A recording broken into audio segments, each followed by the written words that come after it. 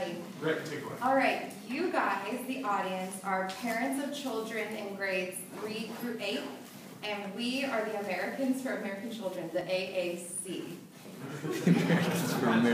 So first I want to start with a question. How would you guys feel if your overall intelligence level was graded solely on your math and reading skills? Not very good, right? I wouldn't be happy either. Now furthermore, how would you feel if your jobs cut your salary and cut your hourly wage each year if that you couldn't significantly improve these skills? Terrible, right? I'd be so pissed. Now, apply that rule to your children and your children's schooling, and that's exactly what No Child Left Behind is all about. This act is too strict, first of all. It was put into place in 2001 by Republican President George W. Bush with a main supporter of right-wing Republican John Boehner. This law is about the STAR test that we probably remember in school, only on math and science, right? What about all other subjects in school? What about, math and reading? What about science? They're not testing on science. They need to be. There's so many other subjects. How many other careers do we get into in life?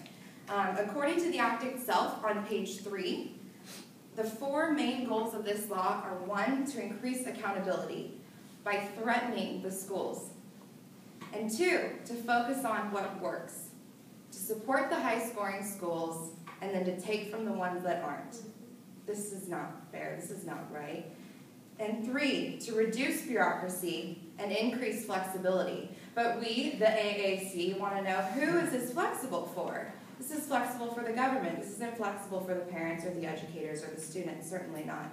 And the word bureaucracy itself implies excessive adherence to a set of rules, but isn't this exactly what the Act is about? And 4, it says it's going to empower parents to know how their kids are doing in schools.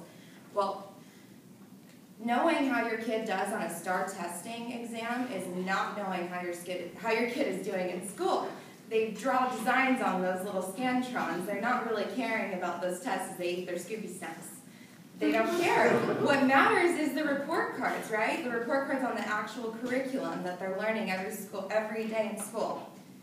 That's what's going to empower parents, is your report cards and being involved in your kids' education, not knowing about these STAR test results through the No Child Left Behind Act.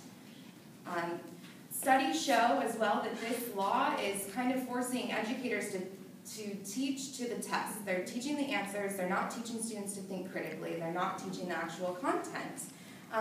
For example, a study done by John Krieg from the Department of Economics at Western Washington University concluded that racial groups that were testing well along with their peers actually did way worse than those same peers in their grading the whole rest of the year. So they somehow figure out how to test well, and then they fail the rest of the year.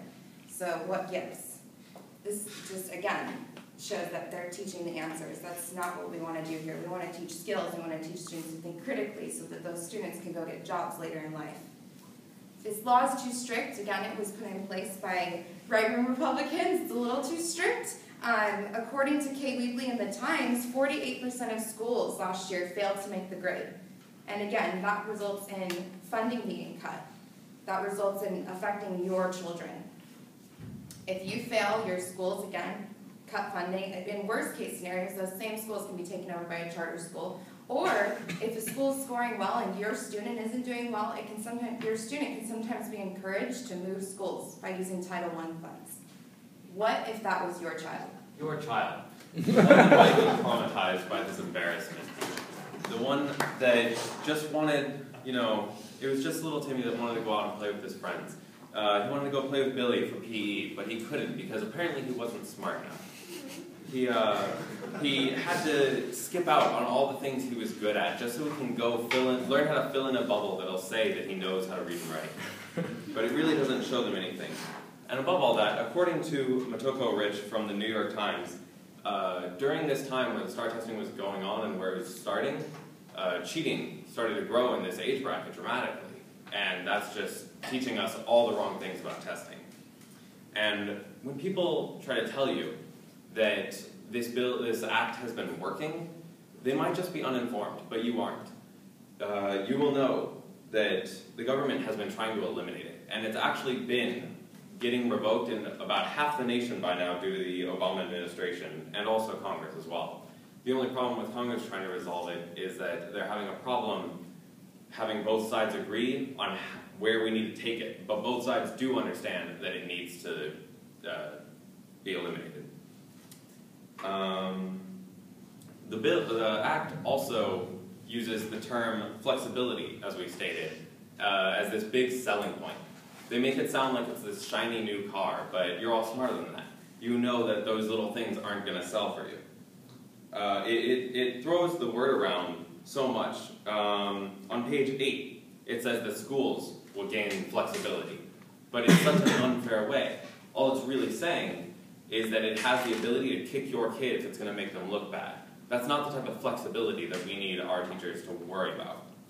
On page 22, it says that their funding for technology will be incredibly flexible. They'll have so much more to work with. But the list that they allow you to spend that funding on for technology is unbelievably limited. Quite the opposite of being flexible. On page 26, definitely the best one. It basically states that you will get your flexibility as long as you do what we want. It states that all schools will have unparalleled flexibility as long as they give the expected results, which is completely unfair. Because so far, it's showing that, Sally Holland from CNN and Lamar Alexander from the New York Times, plus several other well-informed groups that have done their research, have shown that about 80% of American students will not reach that standard. Above all else, there is the issue of time. The timeline that we are trying to reach, the goal that we're trying to meet, is in 2 years. This has been around for over a decade, and we've reached 20% of where we want to be. In 2014, we need to reach that, and with 80% projected to not reach it, that's looking terrible for everybody, and this needs to be stopped. This type of act has the potential of putting kids on the street. It has the ability to put teachers out of their jobs, which none of us need right now. And this act, it tries to appear like it's balancing everything, but really, all it's doing is holding back our gifted students. No Child Left Behind, the act doesn't